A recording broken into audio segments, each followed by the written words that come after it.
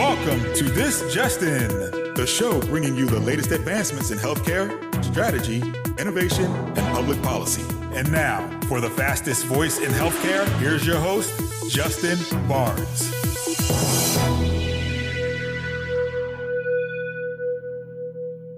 Thank you for tuning in and welcome to This Just In. I'm your host, Justin Barnes. In these segments, I'll bring you the latest advancements in healthcare, strategy, innovation, and public policy. As always, we're broadcasting from the This Just In studios on the Business Radio X network, as well as the Healthcare Now radio network.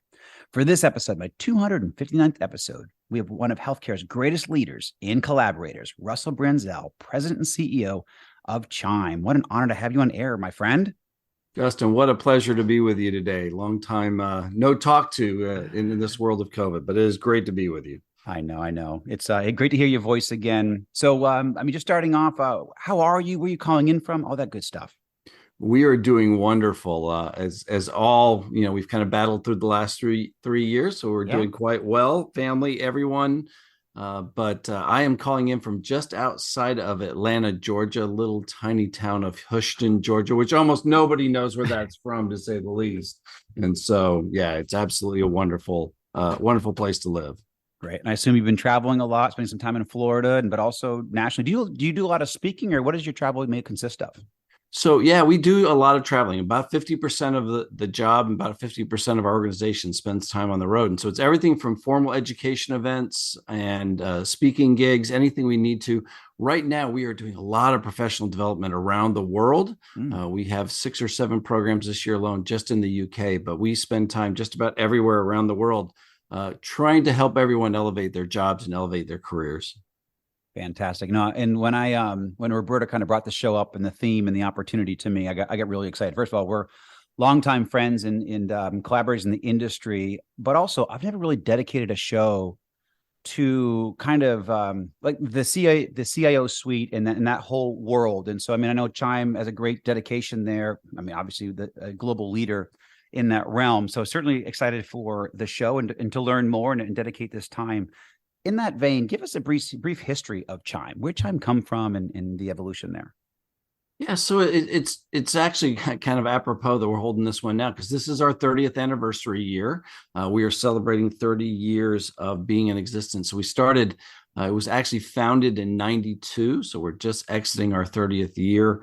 It was really founded by some of the pioneers of the role of CIO, really even all the way back to data management and people as well as I do, the John Glassers of the world, sure, who realized there was something coming, and they weren't quite sure exactly what it was, but what they did know is that significant leadership was going to be necessary to really drive forward an agenda that included, at that time, something as simple as calling it computing.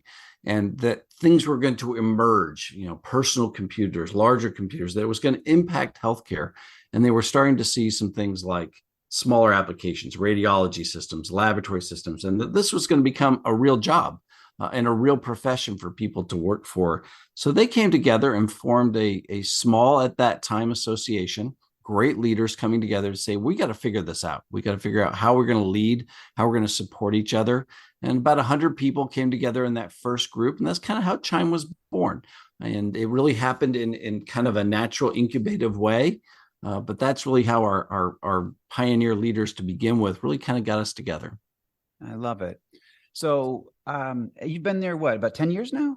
I have been there almost to the day, 10 years. Yeah, absolutely. Wow. I remember when you took the position. So very cool. And obviously time flies and COVID didn't help. I think John said COVID was the, what was his, John Halamka last week literally said COVID was the fastest 10 years of his life. Something I would absolutely agree. I don't know where those 3 years went, but we'll never get them back. I know that. Exactly. And the fact that it's probably feels to all of us like 10 years when you look back, but couldn't agree more. So how, over the last, even the 10 years, how has CHIME, kept up with the industry and continued to be a leading voice and a strong force at that? It's interesting. As we were getting ready for kind of our 30th anniversary celebrations, we took a little bit of time to be retrospective and thinking about that. And not just the 10 years, but really what I would call waves of change that have occurred over the last 3 decades. In particular, the last decade has been monumental in that we were exiting a period of what we might want to call the software heyday, as EMRs were really becoming the thing about 10 years ago. We really spent a lot of time and effort to get that portion of automation in the industry moving and really implemented in a substantial and meaningful way. And what has occurred since then is what we could probably refer to as truly the digitization of healthcare.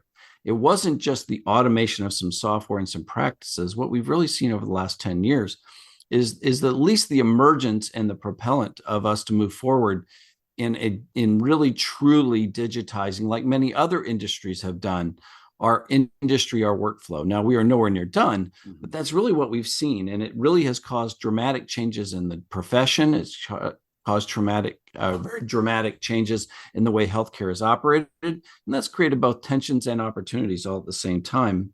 We've been very fortunate, and as you know, CHIME very well, we are led by real practitioners in the field. I was one of those many years ago on the board, but our board is always cycling through some of the best and brightest minds, ladies and gentlemen, that work in our field every single day. And so they're always kind of pushing us forward with clear vision, clear strategy, and clear direction on how to support the industry, how to support our members, and really how to drive the change that's needed in the industry. Yeah, and I love it, Russ. So tell me about your board currently now. I mean, how do you select board members? I mean, I'm sure that your community votes on that, but how do you balance between different constituencies? Because it's always interesting how organizations like yours do that.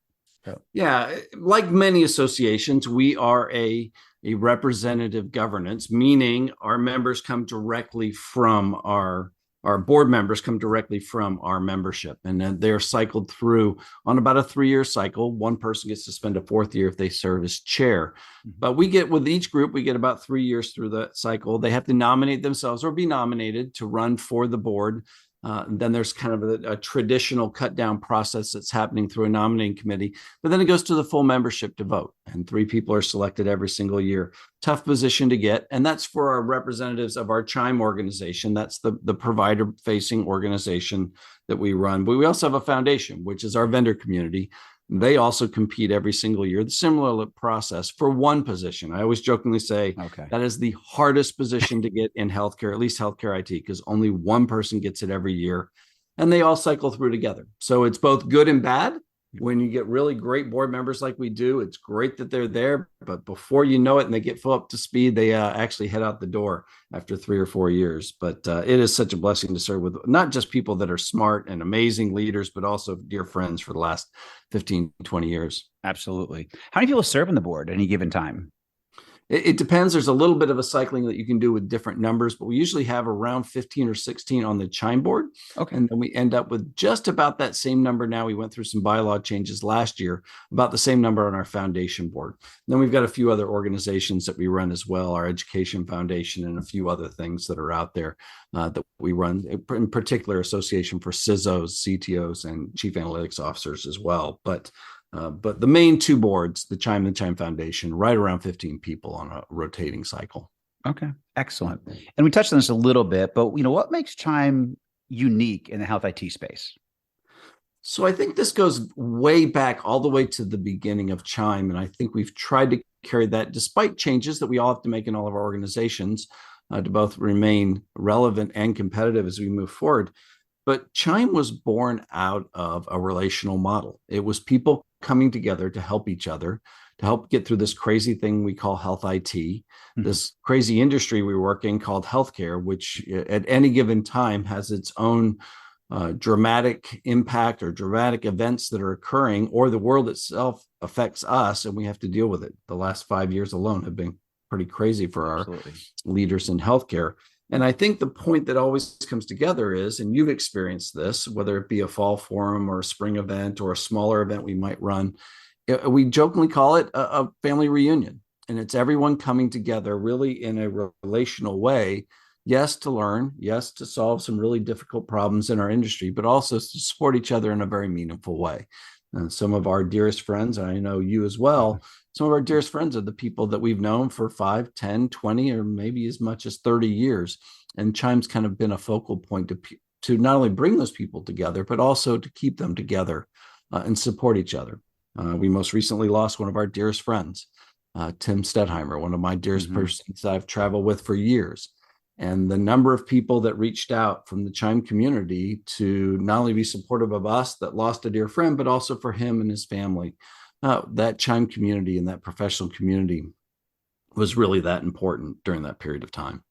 Absolutely. Absolutely. Thank you, Russ. And for those just tuning in, we're speaking with longtime industry veteran Russell Branzell, President and CEO of CHIME. So you mentioned the CHIME Foundation and the CHIME Educational Foundation. Why two foundations and how are they different? Yeah, so the CHIME Foundation itself is a community for our vendor partners. We actually don't call them vendors, but I'll do it today for point of reference. Yes. We just refer to them as our foundation partners. And that is the belief that the provider communities, the CIOs, the digital health leaders that are out there have to partner with the vendor community. In this case, we'll call them the foundation partners, because if those two communities come together in a meaningful way, then maybe 1 + 1 can equal 3.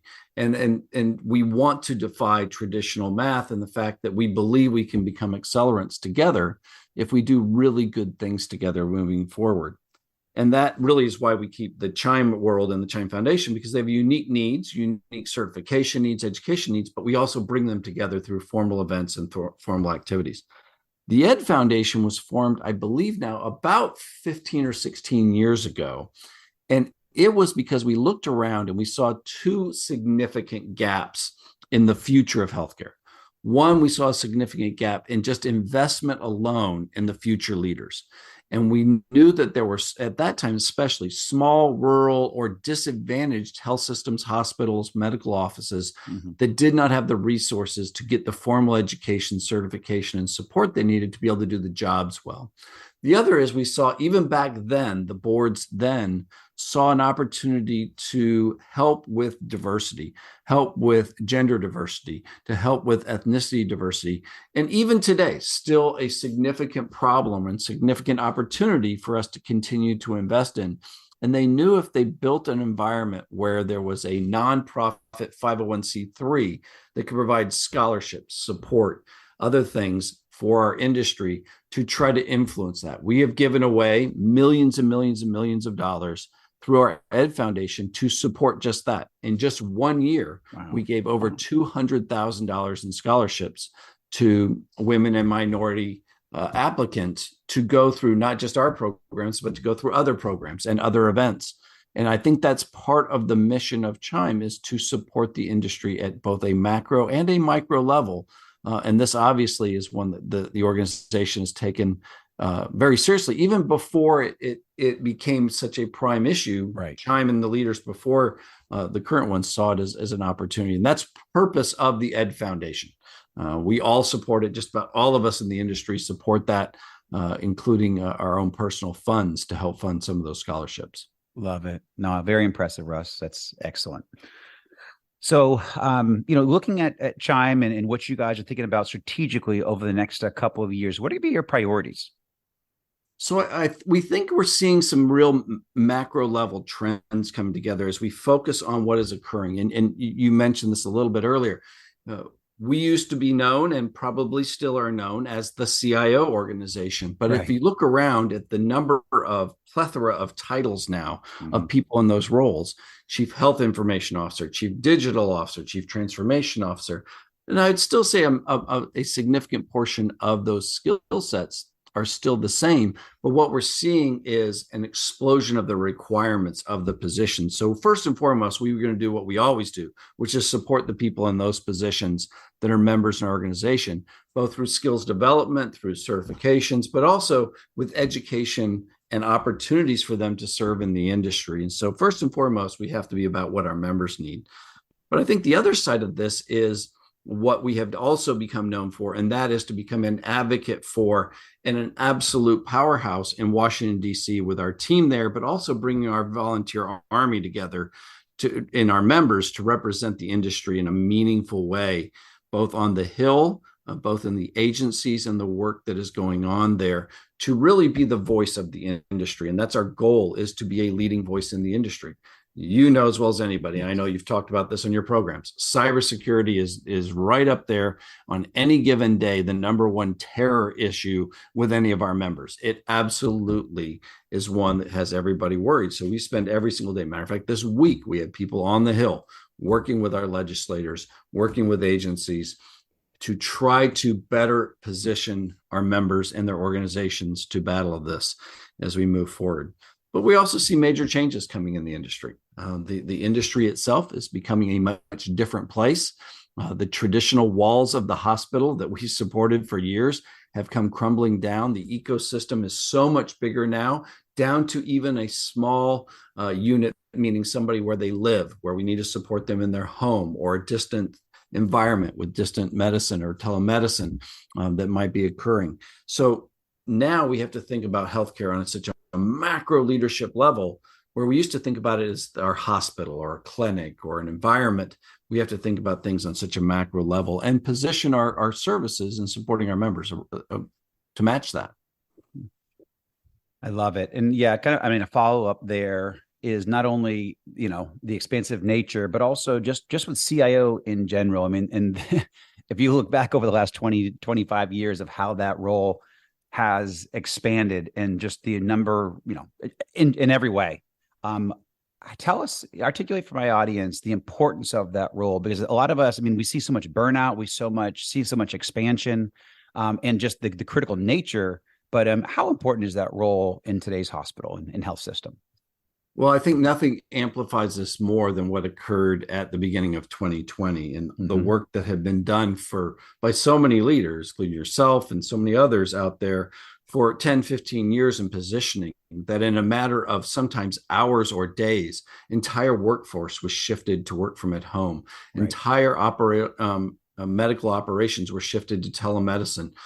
All that was done because the work of, and I'm not going to say the CIO, but the overall leadership of organizations, in particular, the technology leadership, to position an organization to be able to move when it needs to move.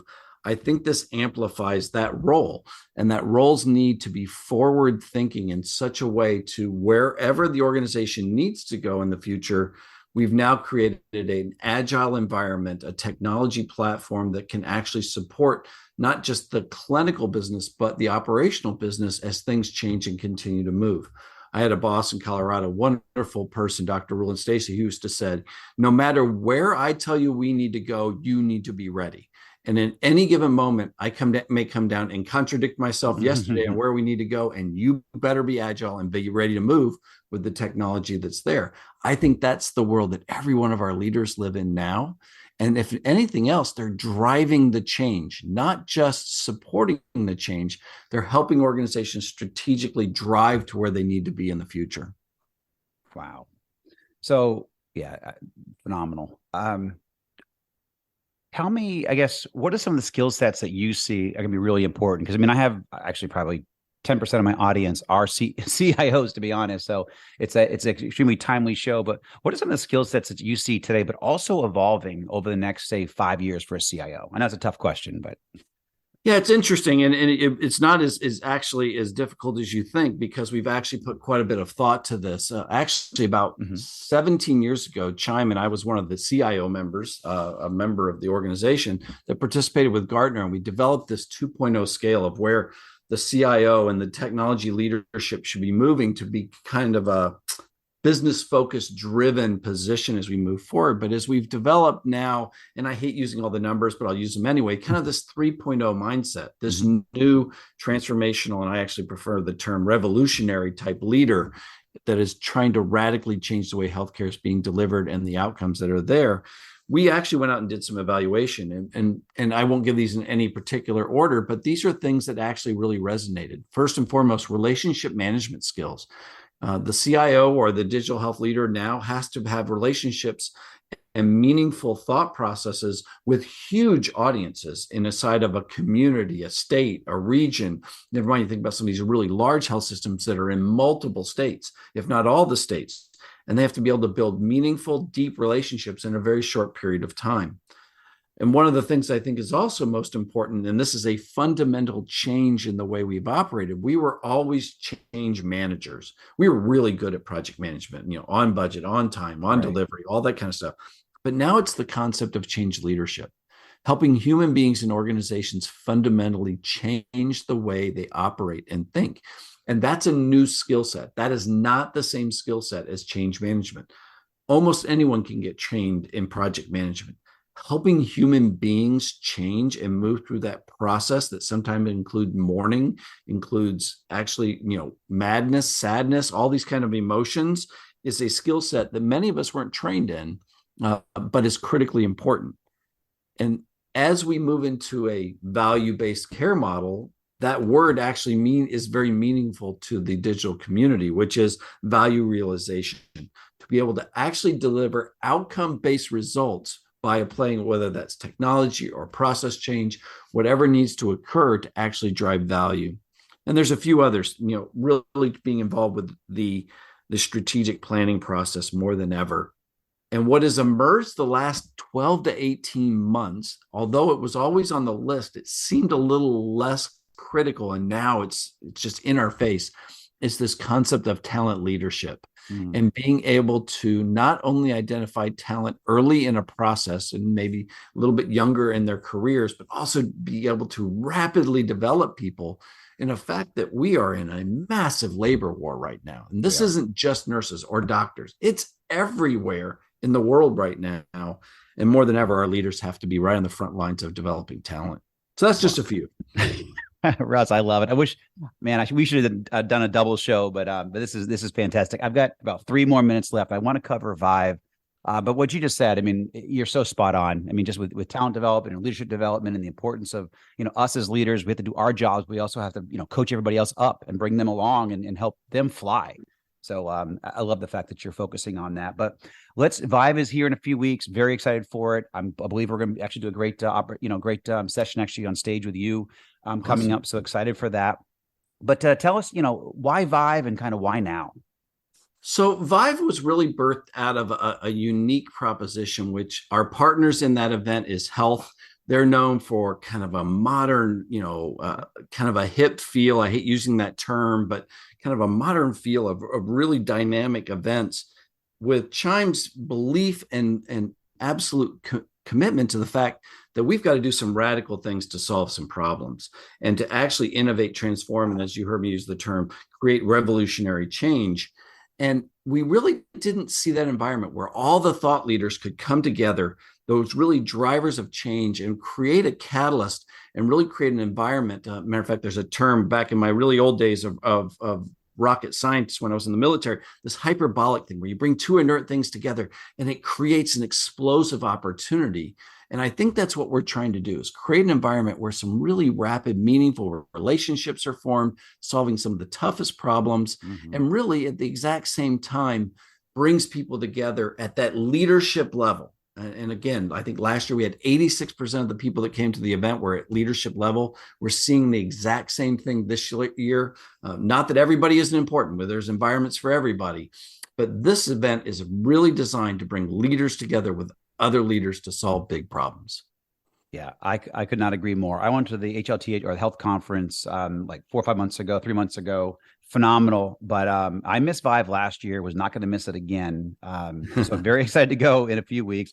But health, I agree with you with, what health has been able to do, kind of this modern feel. I was shocked at how many thought leaders are just walking around, just in the hallways and all that. And I'm like, I think half my guests from my radio show of the last couple of years, or last 10 years, we're walking the halls. So it's so cool. There's so many friends and former collaborators. So I completely agree. And I'm very excited for Vive. This will be my first one. I'm a little ashamed to say it. This is the second year of Vive, or third? This is the second. This is just the second one. This is, as we jokingly said, this is our sophomore year, and we're not going to have a slump. Love it. Not at all. No, you guys got an extremely great Vive out there, a vibe, I should say. But for Vibe for Vive. But I'm excited for it. We all are. We've done some great shows. So I had Rich Scarfo on, Steve Lieber on recently.